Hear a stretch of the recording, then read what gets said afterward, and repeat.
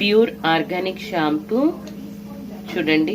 కుక్కుడుకాయ, శీకాకాయ, మెంతులు, flax seeds, తర్వాత ఉసిరాకు, వేపాకు, మందారమాకు అన్ని ప్యూర్ అండి. ఇదిగోండి, ఇలా మంచిగా బాయిల్ చేయాలి. వండే ముందే వీటన్నిటిని నానబెట్టాలి. మొత్తం నీట్గా బాయిల్ చేసిన తర్వాత స్ట్రెయిన్ చేయాలండి. It's ready to strain now. ఇదిగోండి, కనిపిస్తోందా మనకి వేపాకు అన్నీ కూడా. ఇదిగోండి, ఇలా బాగా బాయిల్ అవ్వాలి. Finally shampoo is ready. Pure organic shampoo.